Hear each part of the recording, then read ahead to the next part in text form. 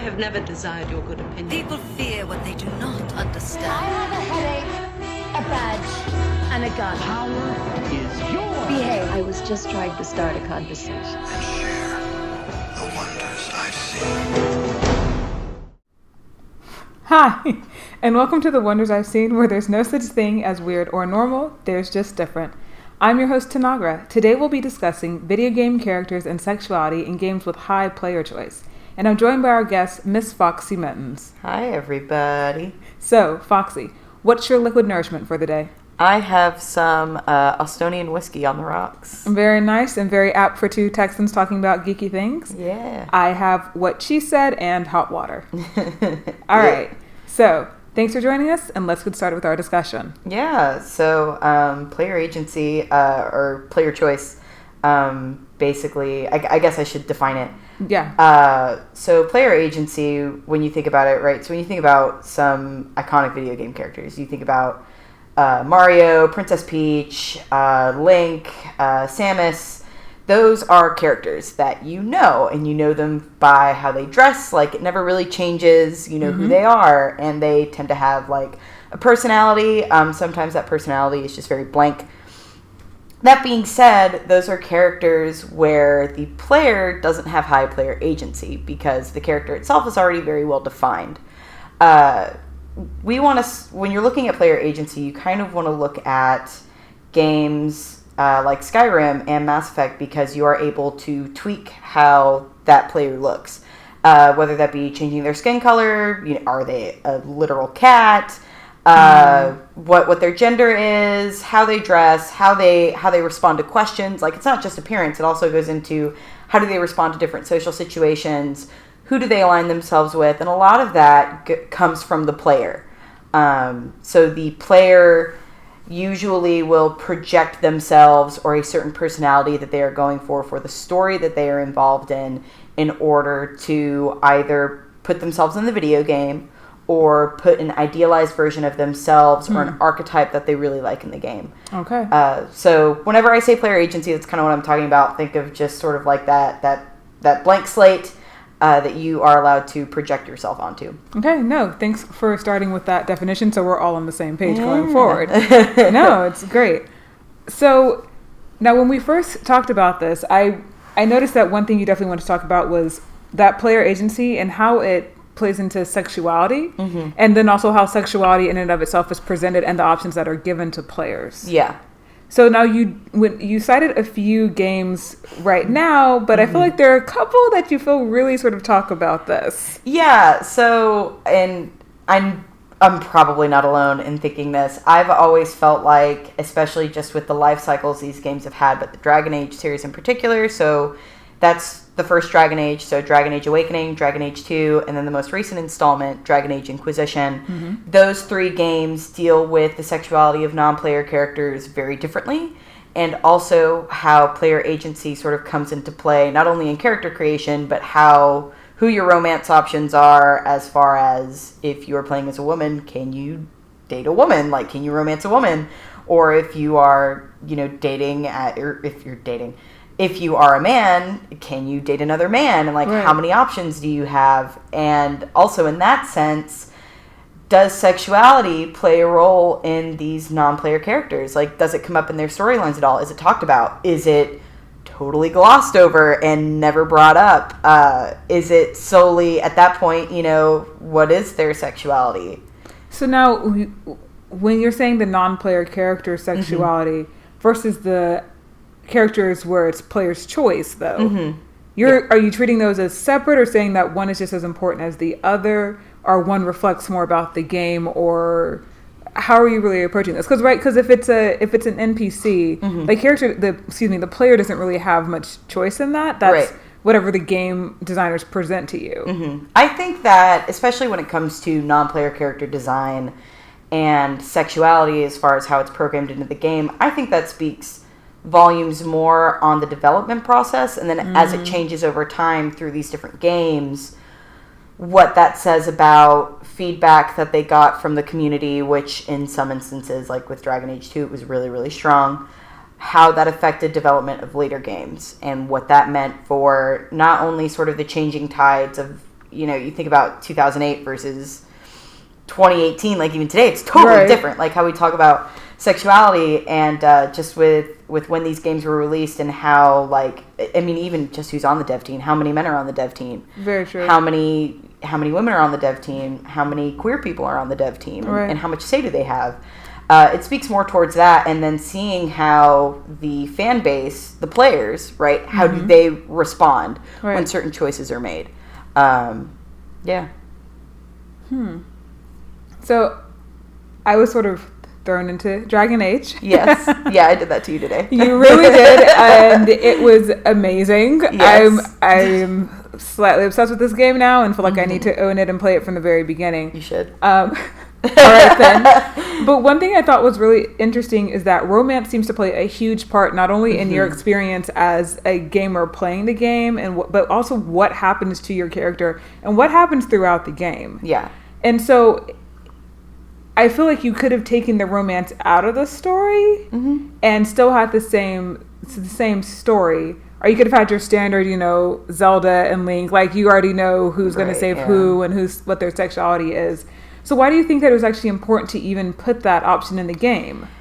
To give the players the choice of, fleshing out that sexuality. And even in some cases in DragonAge, the NPC gender, even being aware of that. Why do you think that even matters? So I think it matters. Does it? Yeah, I think it does matter a lot because it, especially in later games like Inquisition, it is telling a part of your audience that they are seen, especially with non-player characters that have like relatable backgrounds of like not being accepted by family or things like that, or having their sexuality or gender be questioned and seeing how they have rose from that and become a hero.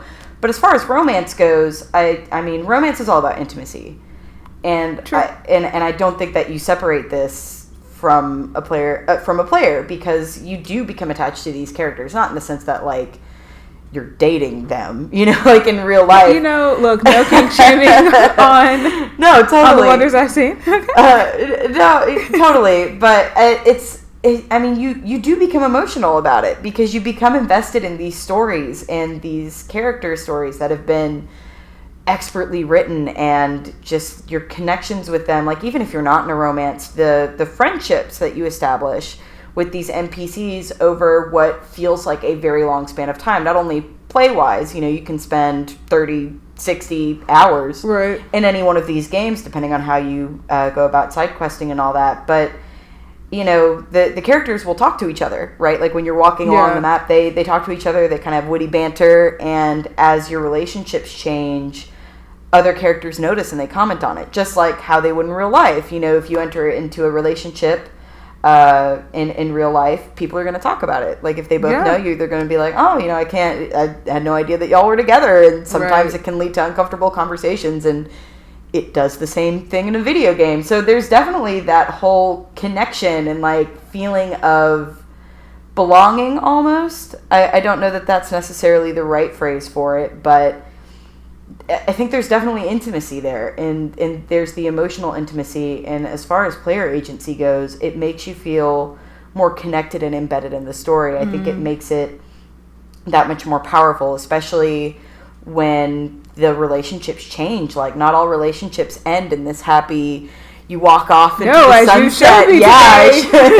Not all of them end with you walking off into the sunset. Some of them do, but some of them are pretty heartbreaking. Yeah. There are breakups that happen, and then reunions that just really tug at you, and then you're just like, oh, like I can't, like I've spent all this time playing and getting to know these characters, and to see sometimes not so happy endings can really get at you. It's almost like watching a couple that you really enjoy in your friend group break up, and you're like, that's the worst. It's awful, and you're just like, oh, and like you're gutted by it. Or maybe you weren't a big fan of that couple, and you're like, finally, like thank you, like I'm so glad. But yeah, it definitely makes you feel more involved, and I think it makes the story that the writers are trying to tell that much more impactful. Yeah. Well, I mean, like, I can't really disagree with that, because my follow-up to that was going to be, do you actually think that it's necessary? But I feel like you already answered that. It's not necessarily that it's necessary. Yeah. So much as that it adds another layer of intimacy to the game for both you as a player, but also for what your character experiences in game. Yeah. And having watched you play it for a while, I also like the fact that there are options where you do not have to romance, which I think is nice, just recognizing that, like, some people are asexual. They don't actually want any sexuality or romance in their game. And I think it's great that that's also now an option that's being recognized. Because, before, I started out playing Mario. Yeah. So Mario was always running off to save the princess, and she was waiting to be saved and waiting to be saved and waiting to be saved for several decades. And it was always like a romantic undertone. Yeah. And I think it's nice now that you don't have that. Yeah, and I think the other thing that's sort of understated in that realm is that doesn't make the relationships less important. Yeah. Because there are times where you're having to deal with a non-player character's addiction and, like, confronting them about it. Yeah, this game is intense. For the listeners who have not played DragonAge, it's a lot. It's a lot. Yeah, I mean, sometimes it's dealing with addiction, sometimes it's dealing with someone is betraying my family across the ocean, and you're like, and you're trying to help them out. And I mean, there's still, like, great things happening. Like, sure, you got your romance on the side that you get really excited about when you're like, I did that side quest, I know we're gonna have a cutscene, and you're like, you make a beeline for whichever door, whichever room they're in, and you're like, yes, this is it, like, I'm gonna get that romance scene finally. But then there are also times where you walk into a scene of two NPC characters, like, fighting with each other, and your character is just like, guys, we're all friends. And they're like, well, I'm still mad. And you have to deal with that, and it's funny, and sometimes it's sad, and sometimes it's difficult, sometimes it's just plain happy, sometimes it's awkward. Yeah. Just like life is, Yes, I do run around casting magic spells, falling in love. I mean, I do. I don't know why you're making that sound super hyperbolic or anything. You're right.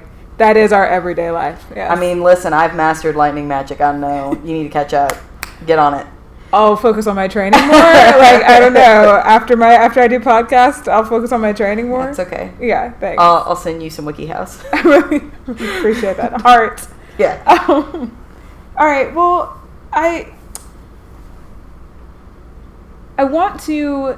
I mean, you're talking about all the good things about romance being in games. Yeah. And I agree with everything you're saying, but I also feel like there can definitely be some negatives, because not everybody is up on the romance or on the LGBTQIA, acceptance, or up on the dating of people of certain skin tones. I mean, I could quote you all the stats from Tinder and OKC, but I don't think I need to, because there's Google if you want to find that out.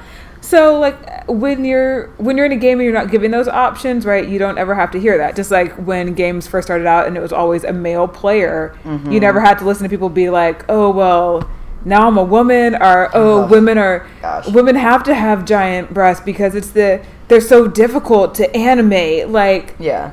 Now we don't have that. We have all this diversity. Okay, we have more. Let me bring that down. We have more diversity, and we're not seeing as much of those cliche, stereotypical, and some, I'll say, negative portrayals of women, of certain genders, of certain ethnicities, of LGBTQIA characters. But there is definitely some backlash to this. Yeah. And there's some negativity to it. And while some companies, I feel, are doing well, handling it, ignoring it, as a player, you still have to deal with that. And so how do you feel that plays into not only, I don't want to say like the game as a whole, because I don't feel like you can definitely speak to that. You can speak to it as a player experiencing it. Yeah. And as a gamer. Yeah. So it's interesting you say that, because when you sort of take a step back and you look at DragonAge Awakening, I think had, like 3 or 4 romance options. Right. Period. Like, that's all you had compared to like the 6, 7, 8 that you get in DragonAge Inquisition. But they were very much like, here is, if you are playing as a male, here's your lady option. Right. Here's a second lady option. Oh. I know. another 2 whole ladies. And then like, oh, and if you're feeling scandalous, a male option. Right. You know, and then for girls, it was, here is the male option that you get. Right. And here's the other male option that you get. Right. Yeah. And that's it. And so wow, really? Yeah. So you get stuff like that. Or it's a character that, you know, there is one canonically bisexual male character in Dragon Age Awakening, Zevran. He's great. He's like the dashing rogue, whatever. Okay. Which dashing rogue and bisexual tend to go hand in hand with this series, but we'll get to that. Yeah, but then as far as queer women, actually no, I think Liliana might have been bisexual as well. Starting from Awakening?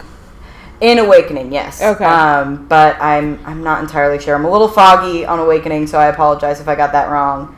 Yeah, so you don't have a lot of options, and I remember even when that first came out, because I was a lot younger, people were just kind of like, you know, would have been nice if Alistair had been bisexual, you know, like he's the charming prince guy, you know, like you see him and he's funny and he's witty, and like even Morrigan, who's the bog witch, who's like super sarcastic, dry humor, gothic, like I love her. You know, and you just kind of get like, oh, like that's kind of a shame. And BioWare heard that. Oh, they heard it.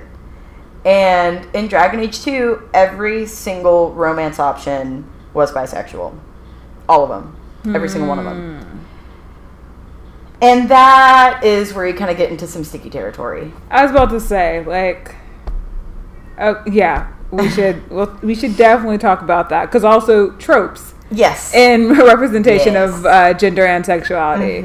Yeah. So for some characters, right? Because oh gosh, I get a little steamed when I think about Dragon Age 2. So every single character is bisexual if you would like to romance them, who are in your like core party, right? All the romances kind of play out the same. There's one female character who you can have a threesome with. Okay. And then there's a male character you can romance that you can have the threesome with both of them, so it's the two of them, but it's like brought up and y'all pursue like kind of each other but not really. It's weird.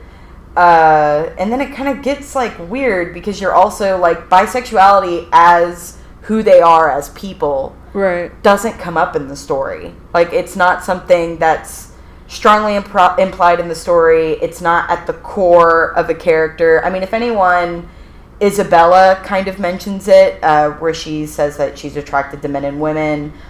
She's also the character who is the dashing rogue, and she's also scantily clad. And you would hope, she's a pirate, you would hope as a pirate, you know, she's wearing like pants and boots and then like a billowy shirt.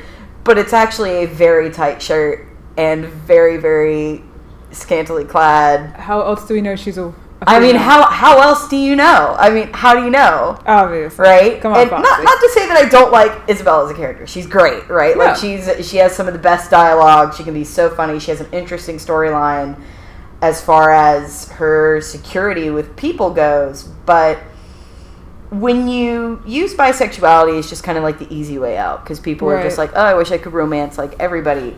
When you use it as an easy way out, it erases bisexuality. It does. Well, okay, I'm actually going to ask you to expand on that a little bit, because I know that in Dragon Age Inquisition, they completely changed that, and there's certain characters that actually cannot, like, people have a defined gender and they have a defined sexuality. So you're saying that everybody being bisexual in 2, which I sort of understand why they would do that as a reaction, but why do you think that as you said, erases sort of bisexuality? It erases it because it doesn't... At that point, you start to ask yourself, are they bisexual or are they player sexual? Player sexual being they are the sexuality that works for the player, which is good for player agency, right? Because then whomever you're attracted to, you can romance. So it's weird because, like, on a surface level, it seems pretty cool, right? Right. You know, like, whoever you want to date, you date. And that's great. But that's not how sexuality works. right? Not for everyone, at least. For some people, you know, they are pansexual and, you know, they you know, are attracted to who they are attracted to. But for some, they just aren't. Some people aren't attracted to men. Some people aren't attracted to women. Right. And some people aren't attracted to anybody. So, while being player sexual seems like super cool, with what they said being everyone is bisexual Right. out the gate, and then just being like, oh, well, that's just the easy way, and you also had to write less dialogue.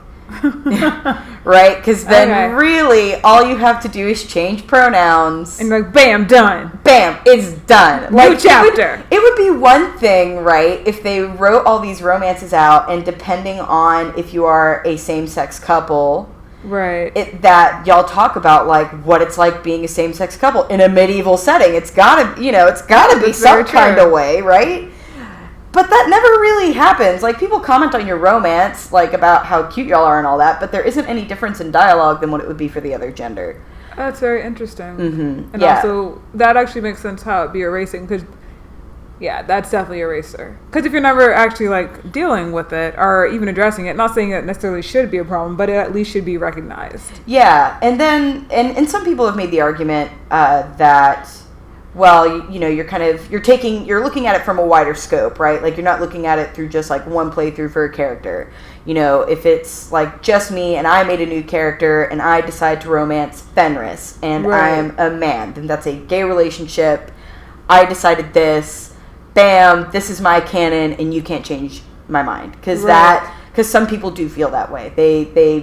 Their player agency is so high that they really do feel like the canon that they've created with their character is it. And by golly, more power to you, right? To put yourself in that space and to see this as like, yes, this is a gay relationship in this game. It is canon. It will remain that way, you know, once I import my save into Dragon Age Inquisition. That's not going to change anything.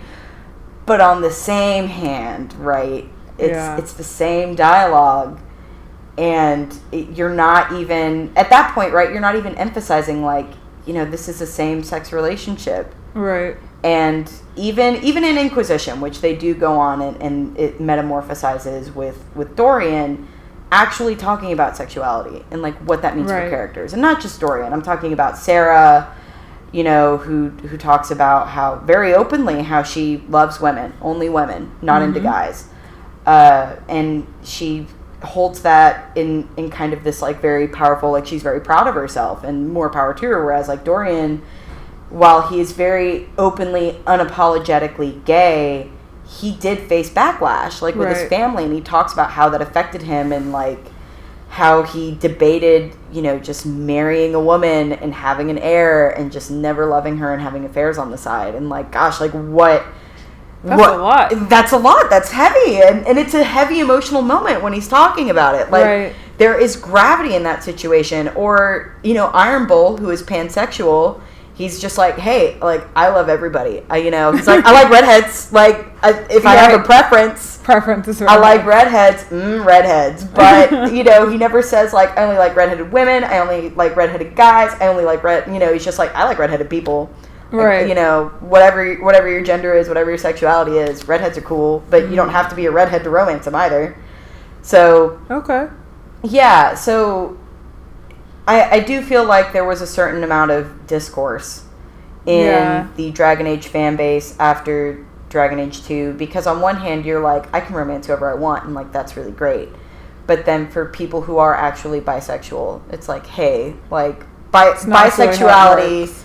Yeah, and it's also just, like, bisexuality isn't a gameplay mechanic, right, in that sense, because that's what it feels like. You know, it's not the route you take to make it easier to write in lines of dialogue. It's not the route, it's not your easy route, right? And it shouldn't be, because being bisexual isn't always easy. Like, you know, you face backlash from heterosexual people and the gay community, and it's hard to find a place of belonging unless you have found a very accepting, like, queer community or community in general that will openly accept you for liking, you know, two genders, or if you're, if you're pansexual, right? Then more than two. Yeah, then more than two. So it's really hard for people who are bisexual and pansexual to find a space of community, and then to have that be used as just we get to write fewer lines of dialogue, and everyone's happy. Well,